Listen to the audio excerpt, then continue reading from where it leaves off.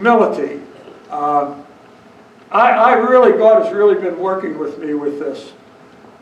Because as a coach and as a person that grew up extremely competitive, I want to win. And when I win, I was high scorer. Set a scoring record at Carn City. Did a lot of things in athletics. It was easy to think too highly of myself. Okay? Oh, and I'd stand in front of people, and I had the blessing from God, and sometimes you think, boy, look what I'm doing here. Look at the impact I've had. Look at this. And you know what? People would say, how did you develop this program? And I say, God developed it. I had no idea what was going on, folks. I went to a workshop I didn't really want to go to. 3 days later, my life changed. And I knew because I took a walk and prayed and didn't eat lunch. You see here, I eat lunch a lot, okay? But I didn't eat lunch. Because a little girl had told me 3 hours earlier that if it had not been for this program, I would have died. I tried to kill myself, talking about what we just talked about. This little girl ran out of hope. Boyfriend, family that didn't have anything to do with her, yet they had everything. Big house. Do you know that wealthy people live in big houses, and that's sometimes the loneliest place in the world?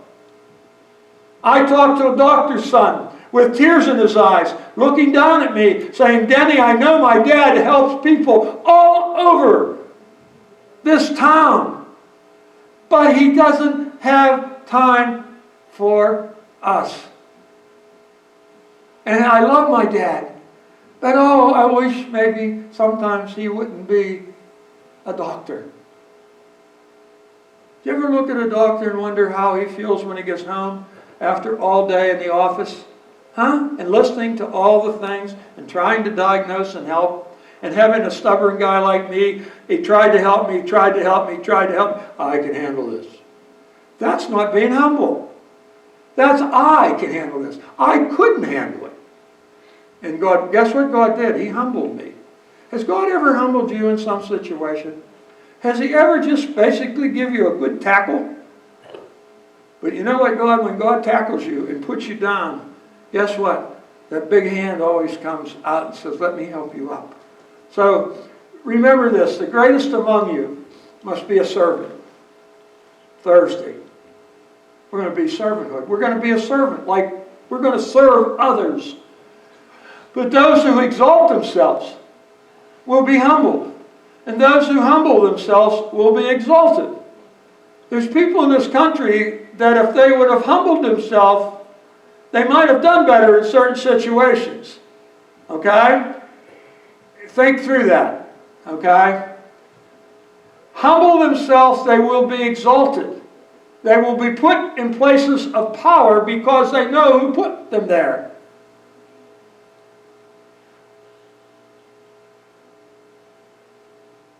Humble yourselves before the Lord, and what will He do? He will lift you up in honor. Not just lift you up.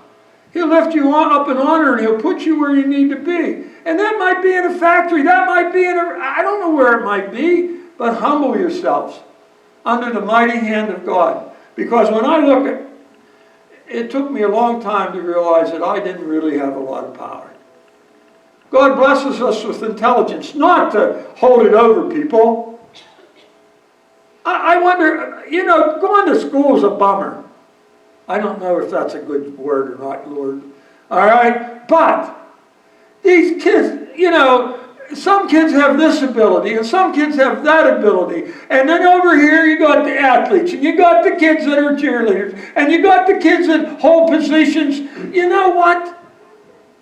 These kids are just as important. How do we get people to just understand and look at each other and say, you're just as important to me. God just give me a different talent and ability. How do we do that? We need to humble ourselves before others. Denny Barger needs to humble himself before others. Okay? Is there any encouragement for belonging to Christ? Any comfort from His love? And I'm sorry for the people listening. We're going to be in Philippians 2, chapter 2. If you would want to follow the other ones, I have a habit of seeing it on the screen, and I don't tell you people out there that might be listening where it's at. This is Philippians 2:1. Is there any encouragement from belonging to Christ? Any comfort from His love? Any fellowship together in the Spirit? What do we have in this? Are your hearts tender and compassionate? You know, this verse sort of defines a good church and a happy life and a good home. Do you have that? Then make me truly happy. Who are you making happy? Make me truly happy by agreeing. Scrubgrass Stone Church, Barger family, all the family, agreeing wholeheartedly with each other. We're having a meeting after church, a church meeting to sort of lay the plans for next year. Wholeheartedly with each other, loving one another, working together with one mind and one purpose, and that's to bring honor and glory to our Lord and Savior Jesus Christ and honor God. Is that true? Shouldn't that be our purpose? Philippians 2, 3, and 4 says, don't be selfish. Don't try to impress others. Be humble, thinking of others as better than yourself. Don't look out only for your own interest, but take an interest in others too. What would happen in this country if we weren't so selfish and greedy? When did all this selfishness and greed start? When did the quest for materialism? And this, in fact, impressing people with our cars. I have this. I looked at my Equinox yesterday and said, boy, that's a pretty nice car. But you know what that car's for? Transporting others if they need it. It's God's car. You don't own anything. That's God's car. Oh, and how many of you see how many white cars are out there? How many see how many SUVs are white? Any of you ever come out of Aldi's and have your car sitting here and it's white, and you have a white one sitting here, and there's a woman in that car, and Nancy's in this car, and I miss Nancy, and I was going to get in that other car. And the woman went, oh my. And Nancy went, what are you doing? Any of you ever do that? Get in the wrong car? Or try? I've done that. Nancy said, I said, oh Nancy, I'm good at that. I'm real good at that. I just say, I'm sorry, oh my. We both laughed and I got in the right car. Okay? What would happen in this country if we had a total turnaround from greed and selfishness? You know, we have become meisms. We really need to work on that, folks. You don't always have to get your way. You must have the same attitude that Christ Jesus had. That, Philippians 2, 5, and 6. The same attitude that Christ had. That sums it up. I'm to walk in His steps. I'm to be like Jesus Christ as much as I can. You're saying, oh, how could I do that? Through kindness and gentleness and helpfulness. You don't have to be Jesus. You just have to have some of His qualities. Fruit of the Spirit. Learn that, folks. Galatians 6:23. Learn that. Read that. Love, joy, peace, long-suffering, goodness, gentleness, meekness, faith, self-control. It's all there. That's what we need. That will make you humble. Though He was God, Jesus Christ left His godliness, left His throne, left everything and humbled Himself and became not only just a baby in a stall, in a barn where there was manure and straw, and He could have been born in a castle. God could have put Him anywhere. Why do you think He put Him in a manger, in a barn? Boy, Harold, wouldn't it have been something if He had been born in your barn up there, right? Yeah, that would have been something. But it was somebody's barn. And you know what? Humble. Though He was God, He did not think of equality with God as something to cling to. He never once said, gee, you better listen to me because my Father's looking at you. No, He never did that, but He constantly, every step of every day of His life, it was thy will be done. Philippians 2:7-8 said instead. You got to watch those words. Then, instead, but, if. Instead, he gave up his divine privileges and became God incarnate. He wasn't God's son down here. He was the God-man down here. He took the humble position of a slave and was born as a humble human being. What profession did Jesus do for 30 years? Well, probably about 20 after he learned to do it. After his apprenticeship, what was he? He was a carpenter. I'll bet he hit his thumb once in a while. It would have been interesting to see his reaction when he hit his thumb compared to mine. Then someone told me how to hold a nail like this so I wouldn't hit my thumb. When I was doing roofing in Gulfport after Katrina, they heard me a couple times. And they said, why don't you put the nail between your fingers? And, oh, that works pretty good. All right? I humbled myself after 2 sore thumbs. All right? When he appeared in human form, he humbled himself in what? What's the word there, folks? Is a disobedient person ever humbled? How about the person who won't listen? How about the person who won't follow the rules? Disobedience, if there's, you got it. What's that hymn from years ago? A good old hymn, 2 words. Blank and obey. What's the first one? Trust and obey, for there's many, many ways. No, there's no other way to be happy in Jesus than to trust and obey. I'm telling you, folks, obedience is the key. Obedience is the key. If you're obedient to God's teaching, you will be where you need to be. Obedient to God and died a criminal's death on a cross. How humble can you get, folks? You know, God could have called down what they say, 10,000 angels, but no, thy will, his will for him was to die on a cross. Okay? Now, humble, definition. Low, opposed to high, opposite of high. Opposed to lofty attitudes and behavior. Lowly, modest, modesty. Submissive. Uh-oh, there's that word. That word really, am I not submissive to government? Am I not submissive to law and order? And I'm submissive to God. And when I am, things go better. Opposite of proud, haughty, arrogant, or assuming. How many of you know an arrogant person? Don't raise your hand because I want to know who it is. No, I won't. Haughty, arrogant, too big. What's that? What was that old phrase? They're too big for their britches. Can you imagine? Too big for your britches, and you look, and I say, look pretty good to me. How about ants in your pants? That was always a good one, wasn't it? And Mrs. McGinnis got her paddle out, and she took care of ants.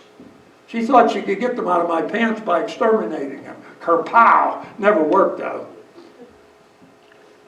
As believers, and that's who we are in this church, we must have a deep sense of unworthiness in the sight of God. I'm not worthy. I'm unrighteous. I'm not worthy. When I look at my life, and I look and I see what God has forgiven me and helped me, I'm thinking, whoa. Am I worthy of all this? No. But I love you anyways.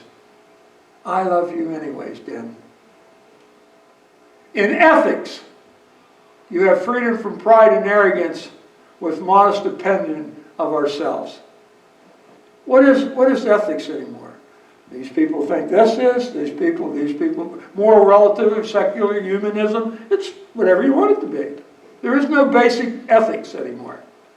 In theology, in Bible, in believing, humility consists in lowliness of mind, penitence for sin, and submission to God's divine will. Am I sorry for hurting you? And you know, when I hurt you, who do I hurt also? I hurt Jesus, don't I? Yes. Do you think that God sits up there with tears in his eyes when he looks down at the arrogance and ignorance of this country? Yes. He wept. You remember when the prophets wept over Jerusalem? God is weeping over this country. There's no doubt in my mind, because of our arrogance and our ignorance and our pride and our selfishness and our greed. And our kids are growing up thinking that's the way it is. And that's not the way God wants it to be. Humility, lowliness of mind, penitence for sin, submission to God's divine will. A person who brags about being humble may have too much pride in being humble to be humble. Truly humble people keep quiet. I have no trouble with that, about their accomplishments and the good things they do. Now, it's all right for you to tell me that I'm doing okay, but it's not okay for me to say I'm doing okay. I want to do okay, and I talk it over, and there's a right way for me and God to talk about what we're doing, but I can't be out there thinking, oh, I'm the best pastor in Venango County, and boy, look at church. God's up there saying, uh-oh, we got a problem. We got a problem. You know, I'm here strictly by the grace of God and the calling to follow God's desire for me to be here. And you know what? This has been spiritually a wonderful 7 years. It has been. I've fallen completely in love with you people and this church and this community. And I tell you, boy, everybody that comes in that door gets a history lesson of this church. They know about it, boy. They know the log cabin. They know this. I'm proud of this church. I'm proud of you, but in a humble way. Okay, I'm proud of my grandson. I brag about my grandson. God said, that's all right. No, I don't know that he said that yet. But anyways, my thoughts. A humble person works behind the scenes. Kindness comes natural. Kindness just sort of flows. Mannerly and gentle. A humble person is mannerly and gentle. How many of you remember when manners were important? How many of you were taught to respect elders? How many of you were taught to say thank you? How many of you men were taught to open the door for women? I open the door for little kids if they're girls. I do for boys too, but I never always open it for girls. Always. Always. And I really believe that if schools had, and they need to do this, they need a course on manners. There are no manners taught at home. Very little. If we have mannerly kids, we have kids that aren't picking, we have kids that aren't bullying, we have kids that are more humble. If you're ill-mannered and it becomes a common thing, that's why you have so many problems. Ill-mannered environments create all kinds of problems. Mannerly environments create kindness and helpfulness and acceptance and understanding. Thank you. My kids went through the cafeteria line to get their lunch, and if they did not say thank you, they put the tray down and went to the back of the line. And I'll tell you, it only took about 3 or 4 of those little lessons till everybody went through, thank you, thank you, thank you. I demanded manners. And you know, as the manners became a part of my classroom, the problems became less. Pretty hard to pick on you if I'm a mannerly person. I've never seen a mannerly bully, by the way. I'm not bragging. Does not seek attention. Has a servant attitude who gives much more than... How many of you know of those people that give and they don't expect anything in return? How about parents? All a parent wants is just to love me. Care. Every once in a while, come up and say, I love you, Dad, I love you, Mom. And make sure, parents, that you say, I love you, son, I love you, daughter, even when it's hard. You're gritting your teeth and saying, I love you, what you just did. You still love them, don't you? You still love them. A person who recognizes and acknowledges acts of kindness. I acknowledge it. I realize how important it is to have an attitude of kindness and servanthood. Someone who has achieved success with dignity. And you know, in athletics and coaching, and when you get awards, you got to remember who helped you get that award. A coach holds a trophy up because the team did the work. He did his work, the team did their work, they worked together. And the quarterback gets the acclaim, and the halfback scores the touchdowns, and the receiver scores the touchdown. But do you know who does the dirty work? You know who has to do the job before that can happen? The line.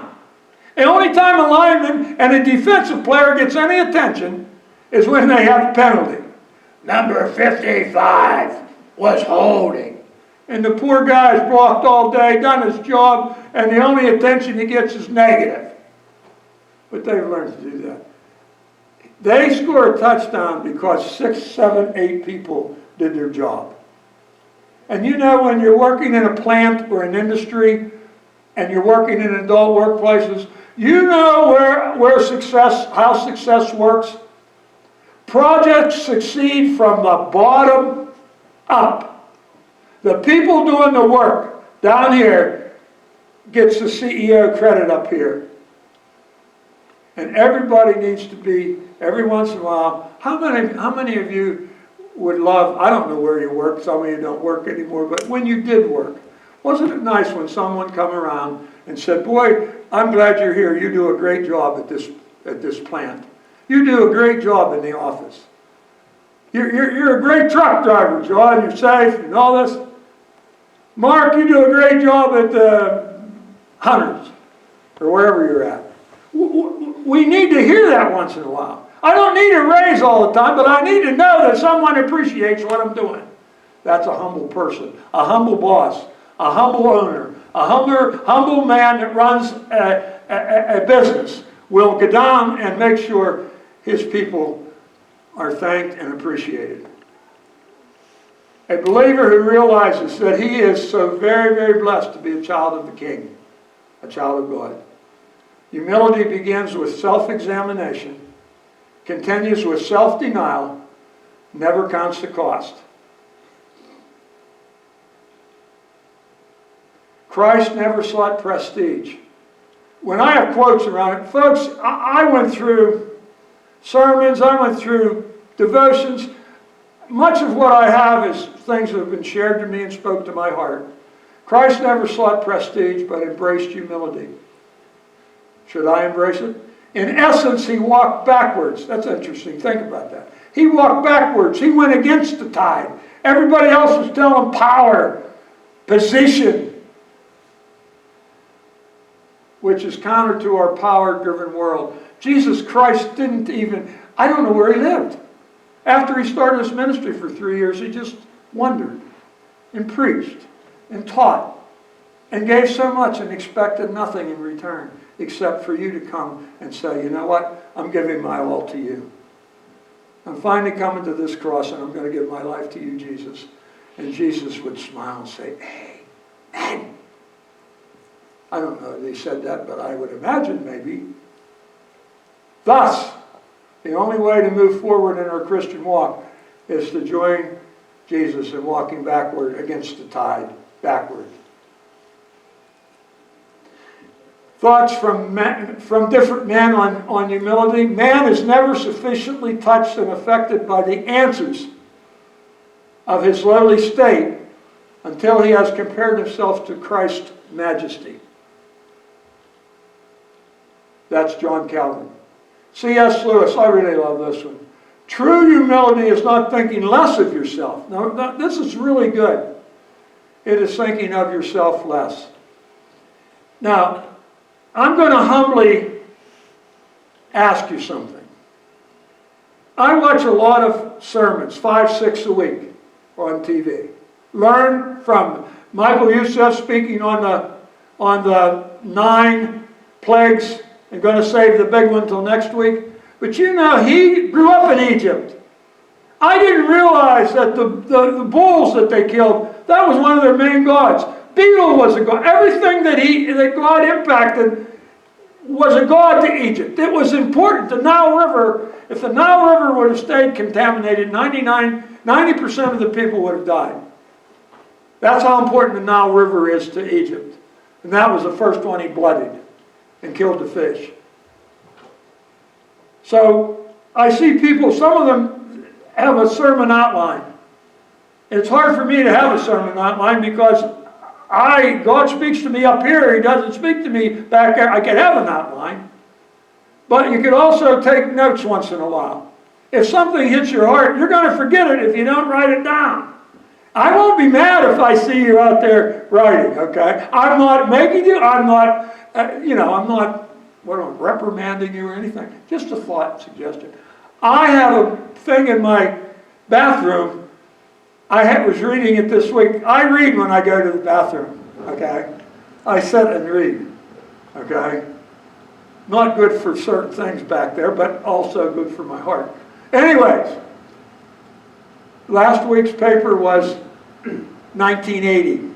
The notebook I had was from 1980, from a daily devotional, from Charles Stanley. I have kept notes after note after note. I keep a notebook beside my Bible. When I study, something hits me that I need to hear later, I write it down. You need to have a manual.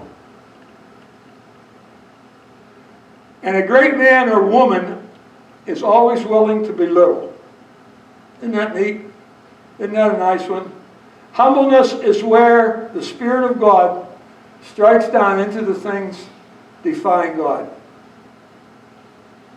And in conclusion, humility is a characteristic, and this came from Michael Youssef about our nation.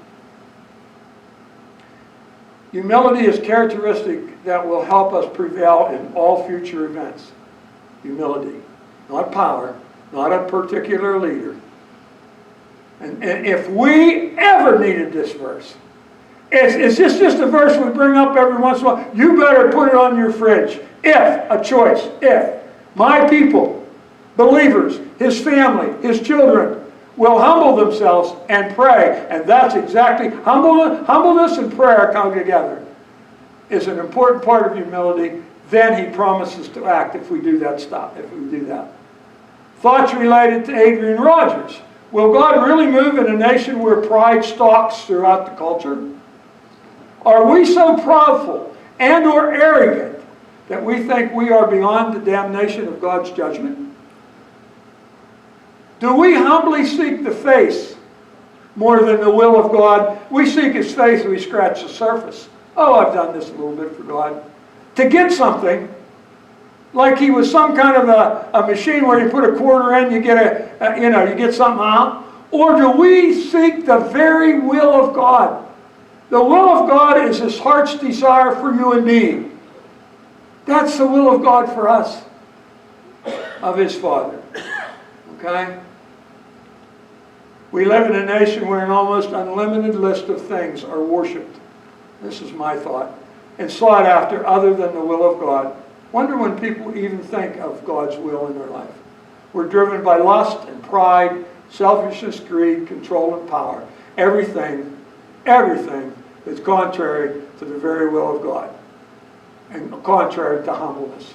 Now, this song speaks to what this country needs and what we individually need.